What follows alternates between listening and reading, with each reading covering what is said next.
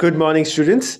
आज हम जानेंगे कि आप एक अच्छा प्रेजेंटेशन कैसे दे सकते हैं, भले ही आप एक वाइवा में दे रहे हो या फिर एक लाइव पब्लिक स्पीच में। क्या आपको पता है कि एक एवरेज प्रेजेंटेशन और एक ग्रेट प्रेजेंटेशन में क्या फ़र्क होता है? फ़र्क होता है स्ट्रक्चर का। जब आपका वाइवा हो रहा होता है तो एग्जामिनर के पास बहुत कम वक्त होता है। अगर आपने पहले 30 सेकंड्स में उनका ध्यान नहीं खींचा तो मार्क्स मिलना मुश्किल हो जाता है। आज इस वीडियो में मैं आपको एक ऐसा सिंपल 4 स्टेप फार्मूला बताऊंगा जो हर बड़ी स्पीकर और टॉपर यूज़ करते हैं। इसे कहते हैं द प्रेजेंटेशन फ्लो। तो सबसे पहले आता है आपका हुक। डायरेक्ट टॉपिक शुरू मत कीजिए। किसी शॉकिंग फैक्ट या एक इंटरेस्टिंग सवाल या फिर एक रियल लाइफ प्रॉब्लम से शुरू कीजिए। फॉर एग्जाम्पल हम ऐसा कह सकते हैं कि क्या आपने कभी सोचा है कि अगर इंटरनेट एक दिन के लिए बंद हो जाए तो उसका इकोनॉमी पे क्या असर पड़ेगा?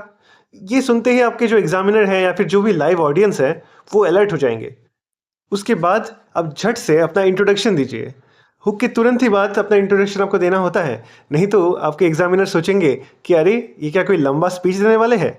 आप जाते ही कह दीजिए कि हाँ नमस्ते, मेरा नाम ये है और आज का मेरा टॉपिक ये है, मैं इस विषय पर बात करना चाहूँगा। और साथ ही साथ आपके जो सब टॉपिक्स होंगे उनके बारे में यहाँ पहले ही बता दीजिए, ताकि आपके एग्जामिनर को पता चले कि आपका जो वाइवा है वो कितना लंबा चलेगा। यहाँ ध्यान रखें, आपका कॉन्फिडेंस ही आपकी पहली जीत है और आई कांटेक्ट वगैरह थोड़ा मेंटेन करके रखिएगा। फिर आपका जो कंटेंट है उसको आप कोशिश कीजिए कि वो कनेक्टिंग हो सारे सब टॉपिक्स के बीच में, जो मुख्य बातें हैं। आपका यहाँ पर क्या होता है कि अक्सर स्टूडेंट्स यहाँ भटक जाते हैं। याद रखिए, आपके जो सब टॉपिक्स हैं उनके बीच में एक ब्रिज होना चाहिए। एक पॉइंट से दूसरे पॉइंट पर जाने के लिए ऐसे फ्रेजेस यूज़ करें जैसे कि इसके साथ साथ हमें ये भी देखना होगा, या फिर आप जब अपने बेसिक समझ लिया है तो चलिए इसके एडवांस पार्ट पर चलते हैं। इससे आपकी बात में एक कहानी की तरह पॉइंट ऑफ व्यू रहेगा और ऐसा नहीं लगेगा कि आप रैंडम पॉइंट्स अपने दिमाग से कह रहे हैं। अब आता है आपका कंक्लूजन, और मैं तो ये कहूँगा कि कंक्लूजन ही शायद से सबसे इम्पॉर्टेंट पॉइंट है। कुछ साइकोलॉजिस्ट ऐसा भी कहते हैं कि जब भी आप किसी से कोई भी बात कर रहे हो उनको आपकी आखिरी बात ही सबसे ज़्यादा याद रहेगी। तो मैं सबको ये कहता हूँ कि आपके कंक्लूजन में एक कॉल टू एक्शन होना चाहिए। ए भाई, कॉल टू एक्शन क्या है? जब भी आप अपना मोस्ट इंपॉर्टेंट क्या पॉइंट कह रहे हैं तो थैंक यू बोलकर रुक मत जाइए। अपनी पूरी बात को एक लाइन में समराइज कीजिए और एग्जामिनर को एक एक्शन दीजिए। फॉर एग्जाम्पल आप कह सकते हैं कि तो आज हम ये कंक्लूड करते हैं और हम समझते हैं कि क्यों ये हमारे फ्यूचर के लिए ज़रूरी है। आई होप आपको ये पर्सपेक्टिव पसंद आया होगा। अब अगर आपने कोई सवाल सोचा है तो मैं उसके जवाब देने के लिए तैयार हूँ, या फिर आप उन्हीं को कोई टास्क दीजिए। मैं अक्सर क्या करता हूँ अपने क्लासेस में कि मैं चाहूँगा कि आप सब इस विषय पर और पढ़ें, लेकिन ये तो आप एग्जामिनर को कह नहीं सकते एग्जाम में। आप ऐसी चीज़ें कहेंगे ताकि उनके पास एक एक्शन रहेगा। आपका जो प्रेजेंटेशन है वो एक तरह का एक कॉन्वर्सेशन होता है, एक सवाल जवाब एक्सपेक्ट किया जाता है। तो इस तरह से आपका जो भी प्रेजेंटेशन होगा, जो भी आपके पॉइंट्स होंगे, आप उन्हीं में अपने सवालों का बीज बो देंगे ताकि आपके एग्जामिनर आपको उसी से सवाल पूछे। तो स्टूडेंट्स, ये जो चारों स्टेप्स हैं, आपका हुक, आपका इंट्रो, आपका कनेक्शन से जुड़ा हुआ सारा कॉन्सेप्ट और फिर आपका कॉल टू एक्शन, इस पैटर्न को आप फॉलो कीजिए तो आपका वाइवा सिर्फ एक एग्जाम ही नहीं लेकिन एक मेमोरेबल प्रेजेंटेशन भी बन जाएगा।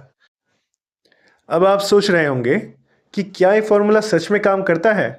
तो चलिए दुनिया की सबसे महान स्पीच का एग्जाम्पल लेते हैं, doctor Martin Luther King Junior की I have a dream speech.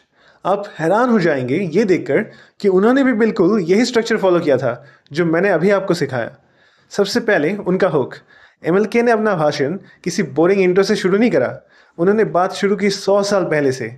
उन्होंने एक हिस्टोरिकल रेफरेंस का हुक फेंका ताकि सुनने वाला हर इंसान तुरंत उनकी बात से जुड़ जाए। इसके बाद आता है टॉपिक और इंट्रोडक्शन। उन्होंने एक बहुत ही कमाल का मेटाफोर यूज़ किया। उन्होंने कहा कि इक्वलिटी एक प्रॉमिसरी नोट या एक चेक की तरह है जो बार बार बाउंस हो रहा है। इस सिंपल एग्जाम्पल से उन्होंने अपना पूरा टॉपिक सबके दिमाग में साफ कर दिया। अब देखिए कनेक्टिविटी। उन्होंने अलग अलग स्टेट्स की बात की, जॉर्जिया, मिसिसिपी, एलाबामा, लेकिन इन सब सब टॉपिक्स को जोड़ने के लिए उन्होंने एक ब्रिज का इस्तेमाल किया जो आज इतिहास बन चुका है। वो फ्रेज था आई हैव ए ड्रीम। वो बार बार इस ब्रिज पर लौट कर आते थे और ताकि उनका स्पीच भटके नहीं और एक फ्लो में चलता रहे। और अंत में उनका कॉल टू एक्शन था। उन्होंने सिर्फ ये नहीं कहा कि ओके मैं चलता हूँ, उन्होंने एक ऐसी ललकार दी जो लोगों के कानों में गूंजती रही, लेट फ्रीडम रिंग। उन्होंने लोगों को घर जाकर बदलाव लाने के एक क्लियर रास्ता दिखाया। तो ये लॉजिक सिंपल है, अगर ये 4 स्टेप्स पूरी तरह दुनिया बदल सकते हैं तो ये आपके वाइवा भी निकाल सकते हैं। बस याद रखिए, हुक, इंट्रो, ब्रिज और एक सॉलिड कॉल टू एक्शन। तो best of luck for your exams और like and subscribe I guess.